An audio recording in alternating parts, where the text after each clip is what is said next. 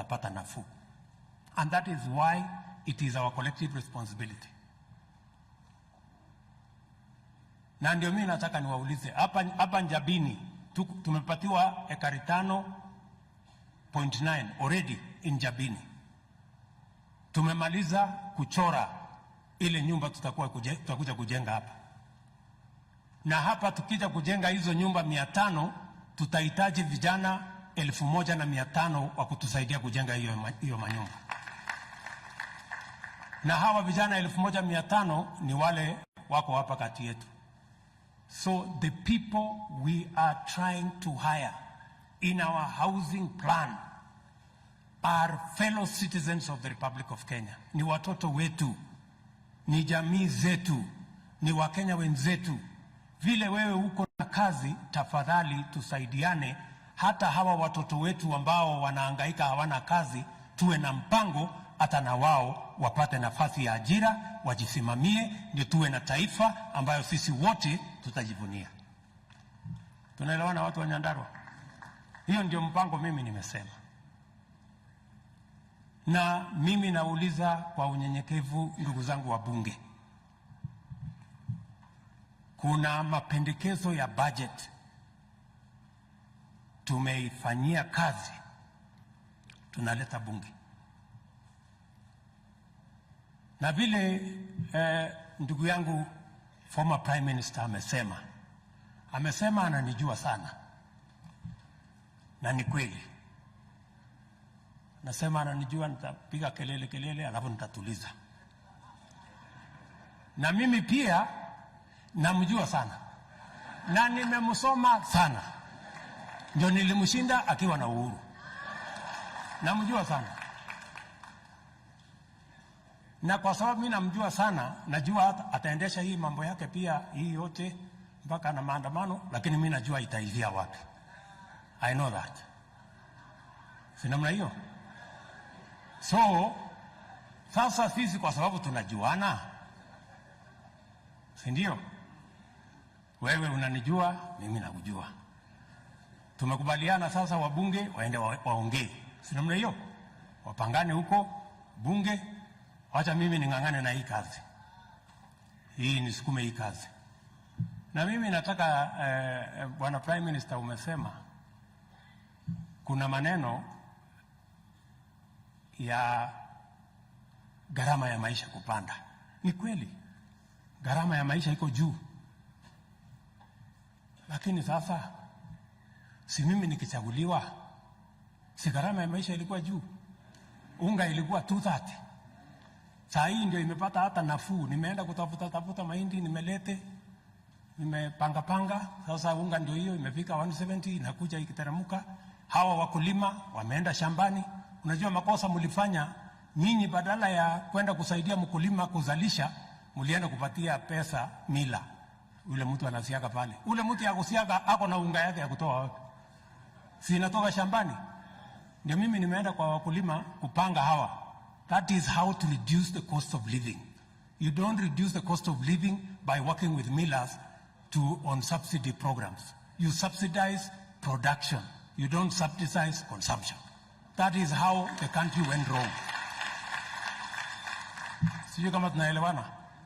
So, hapo kwa cost of living nakubaliana na wewe, lakini nyinyi ndio mliharibu. Wacha mimi nirekebishe. Umesema kuna watu hawaniambii ukweli. Sasa mimi sijui, mimi ndio siambiwi ukweli ama wewe ndio wapi ukweli?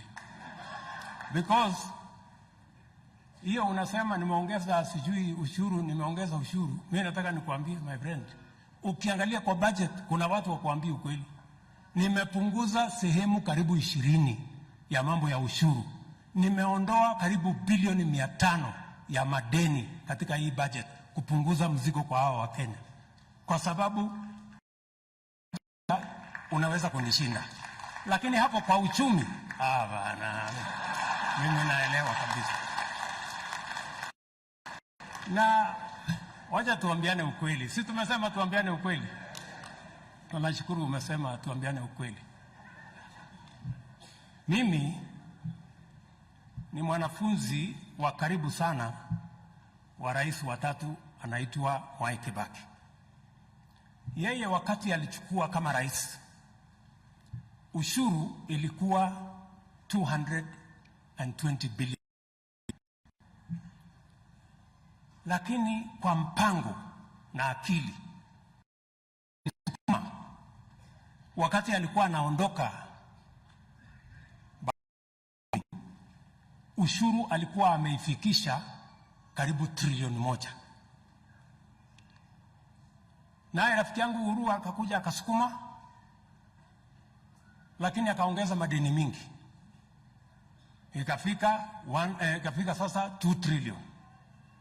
Sasa mimi ndio nimefika hapo kwa 2 trillion. Kwa hii budget nataka kusukuma kutoka 2 trillion mpaka 2.8 trillion kwa hii mwaka, kwa sababu vile Mwai Kibaki alifanya, aligundua ya kwamba nchi hauwezi kuiendesha kwa kutafuta madeni na kukopa madeni.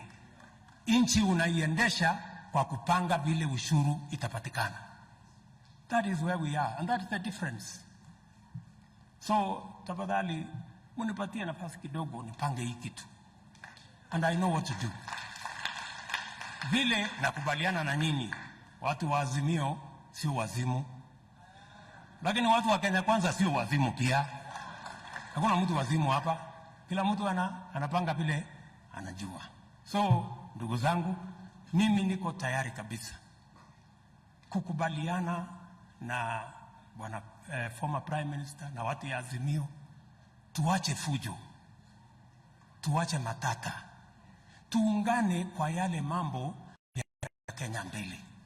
Munikosoe, mimi naamini in an accountable government. I believe in an accountable government. I have no problem with being held to account. I have no issue with criticism, and because it adds value to my decision making. That is why hata hawa mawaziri wangu, nimesema hawa mawaziri sasa wawe wanaenda bunge kujibu maswali, kwa sababu we want to be held to account. So mimi sina maneno. Hata nimesema wacha tutengeneze kiti kubwa ya mtu ya upinzani kule bunge, na tupatie pesa ya serikali na mambo ya asukume kabisa serikali, akosoe, afanye nini, lakini tuwache kuharibu mali ya wananchi barabarani, tuwache fujo, tuwache maandamano. Nimekosa? Si Kenya inataka ipangwe namna hiyo? Kwa hivyo bwana Prime Minister, mimi nakuheshimu, wewe ni mzee wetu. Tutashirikiana pamoja na tutaenda mbele pamoja. So tuko pamoja kabisa. I have no issue, na tutaendelea pamoja. Kwa hivyo ndugu zangu, watu wa Nyandarua, naamini ya kwamba hii mazishi ya huyu mama wetu Elosi Mukami Kimathi ametupatia nafasi ya kusema ukweli. Tunamshukuru huyu mama, hata kwa safari yake ya mwisho ametupatia taifa la Kenya vile alipigania uhuru wakati ule.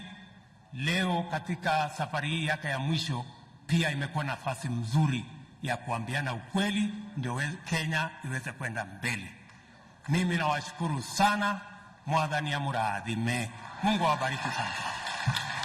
Haya, Rais, tena kwa makofi. Asante sana Mheshimiwa Rais. Na sasa tumefika mwisho wa sherehe hapa. Mahali tutaelekea sasa ni kwa kaburi, na ningependa niwaelekeze tafadhali ili tuweze kufuatilia. Hatuwezi tukatoshea pale mahali pametayarishwa pa kumzika mama. Kwa hivyo jamii ilikuwa imeomba ya kwamba tafadhali ni jamii pekee watakaoenda pale pamoja na viongozi ambao wako hapa. Kwa hivyo tunaomba ya kwamba tafadhali tutulie. Tutaweza kuiona pale kwa runinga na tutaongozwa na wachungaji. Kwa hivyo wachungaji, tafadhali naomba tuanze kuendelea ili tuweze